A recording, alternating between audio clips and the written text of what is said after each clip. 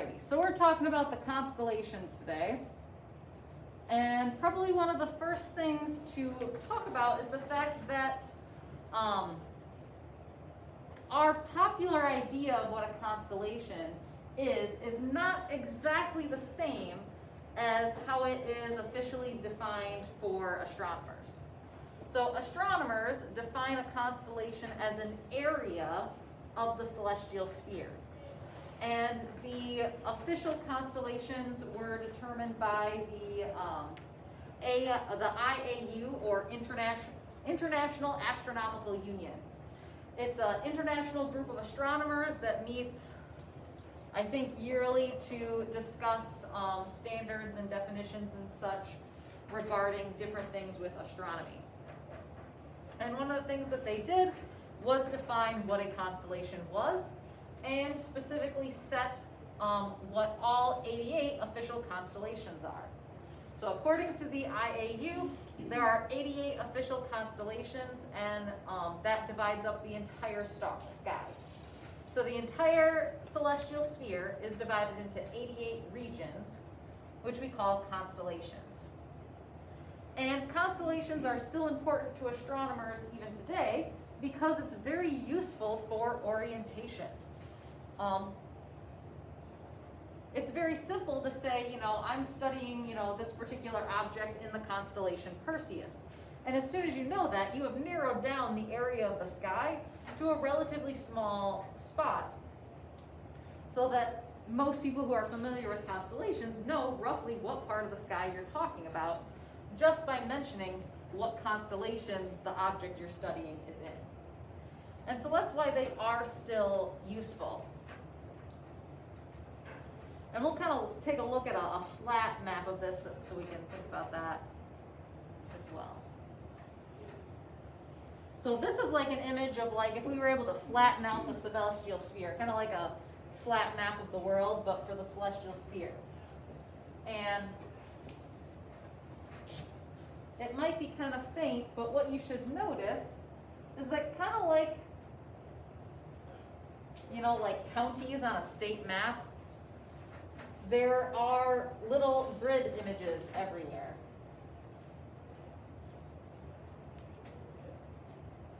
Those different areas are different constellations. For example, this one is the constellation Cancer. This one is the constellation Gemini, I believe. So when they're talking about official constellations, we're literally talking about an area of the celestial sphere. And anything within that area is considered part of the constellation. A couple of other things that you'll note there's a couple of kind of sweeping lines here.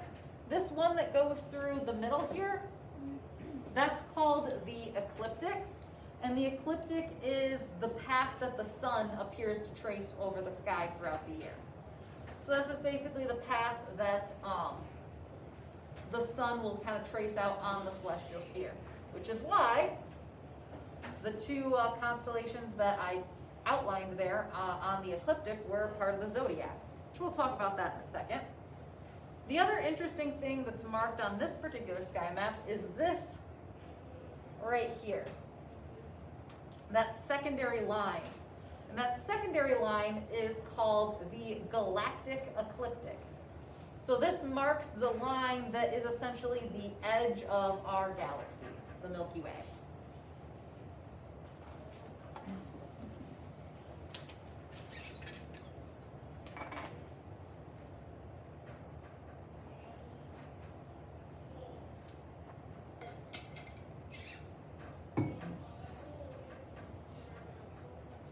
So let's talk about constellations and asterisms.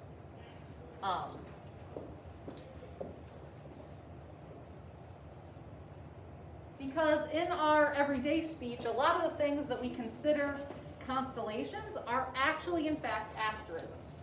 Remember, constellations are literally areas on the celestial sphere, and the entire sphere is divided up into 88 of them. However, an asterism is just a recognizable pattern of bright stars. And they're typically the easiest things to spot in the sky because they are made up of the brightest stars that you're going to see. Most asterisms exist within a constellation, but some can kind of span multiple constellations. So while a constellation is something that's been specifically defined by the Astronomical Union, asterisms are just common star patterns that people can recognize really quickly. So, for example, the Big Dipper and the Little Dipper are examples of asterisms. The Big Dipper is probably the most well-known asterism in the Northern Hemisphere. And it is made up of the brightest stars of the constellation Ursa Major. So we can see here in this picture, right? So all of these stars you see here in the picture are part of the constellation Ursa Major, or the Great Bear. We've got like the bear's head, and its tail, and its legs. The brightest stars in this constellation, though, make up the asterism of the Big Dipper. And so the Big Dipper is the easiest part of the constellation to find. So that's basically the difference when you hear people talk about a constellation versus an asterism. Constellation is like an actual area of the celestial sphere. Asterisms are just easily recognizable patterns of bright stars. Big Dipper is probably the most easily recognized one in the Northern Hemisphere.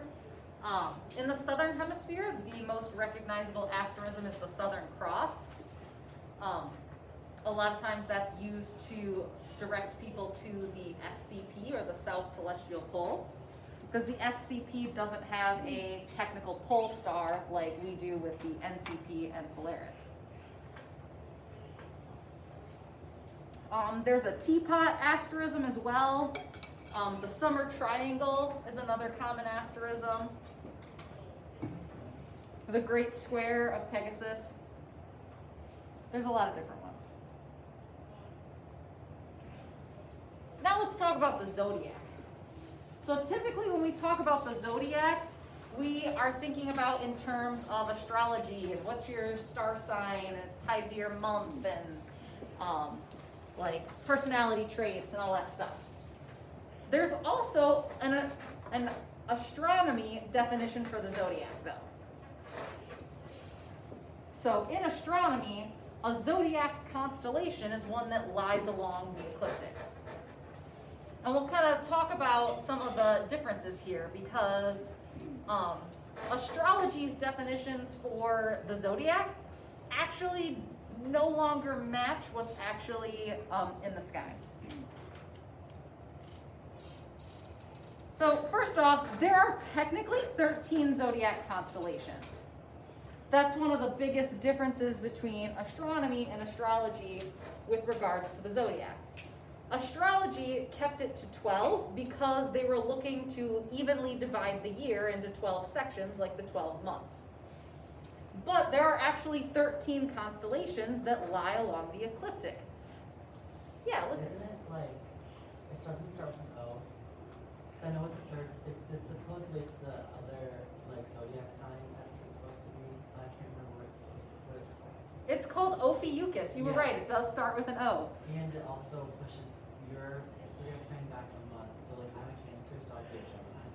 Yes, amongst other things, which we are talking about. We're going to get to the other reasons also why your astrology sign doesn't match what's actually in the sky at that time of year, because that is one of the reasons for it, though. But yes, the 13th constellation is Ophiuchus, the serpent bearer, usually represented as a dude like holding a giant snake. So, like we said, the times of the year of the zodiac signs don't align with what constellations are actually like the sun is in, as we would say, during that time of year. And one of the reasons is, yes, in fact, there is actually 13 zodiac constellations. And another reason is that while astrology wants to divide the star signs into 12 even like increments, those constellations are not all the same size. For example, Virgo is one of the largest constellations in the sky. It takes a lot more time for the sun to traverse Virgo than it does something small like Scorpio. The other and probably biggest reason though why the astrology star signs don't match what's in the sky anymore is due to precession. You gotta remember, the astrology star signs were defined like thousands of years ago by the Greeks. Precession, remember, is the wobbling of Earth's axis, remember? Over time, Earth's axis wobbles like a top, and so it points at different parts of the sky.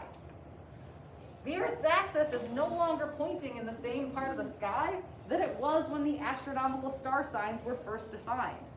So naturally, their alignment is off. Remember, it takes 26,000 years to complete one cycle of precession.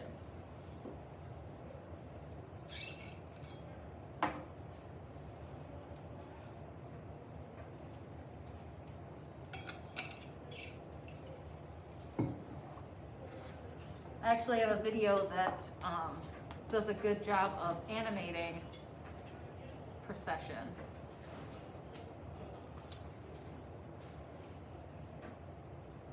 So you can see in the far one that that is how Earth's axis wobbles, except it only goes around once in 26,000 years, so it moves way slower. But when the geographic axis is pointing in different directions, the alignments of how we perceive the stars in the sky are going to be different.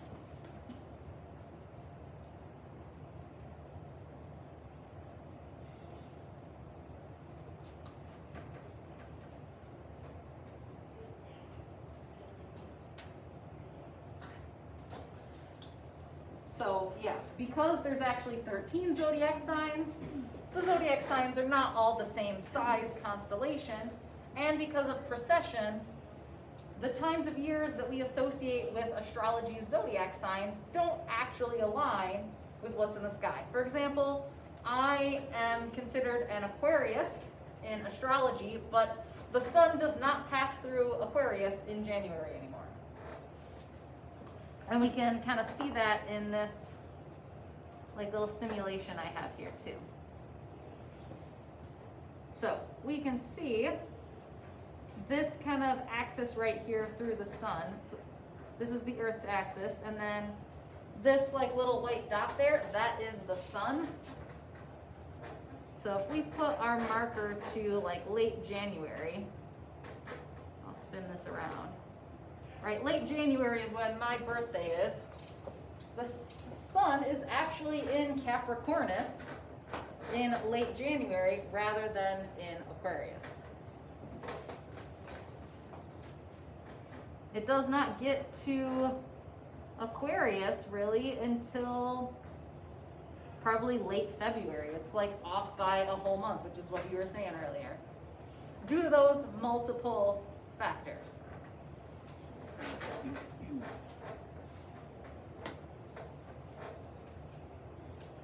Excuse me. Questions on this? All right.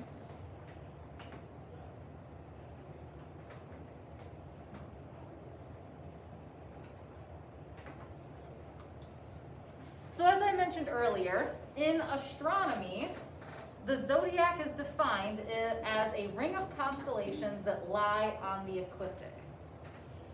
And the ecliptic is the plane that the Earth orbits the sun in, if we're talking about the physical definition of it.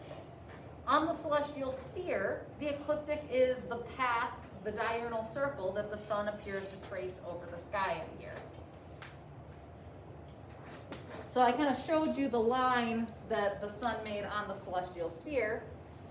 In actuality, because we know the celestial sphere is just a model, it's not a physical thing, it is the plane, the flat plane of the solar system that the Earth orbits the sun in. In fact, almost all objects in the solar system lay in this same flat plane around the sun.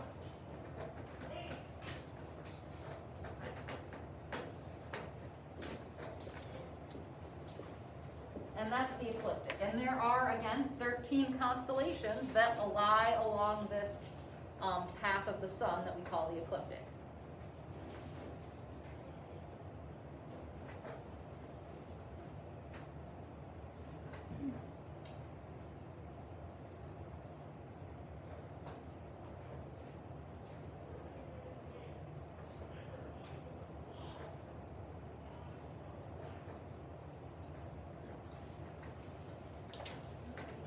And our 13 zodiac constellations are Capricornus, Aquarius,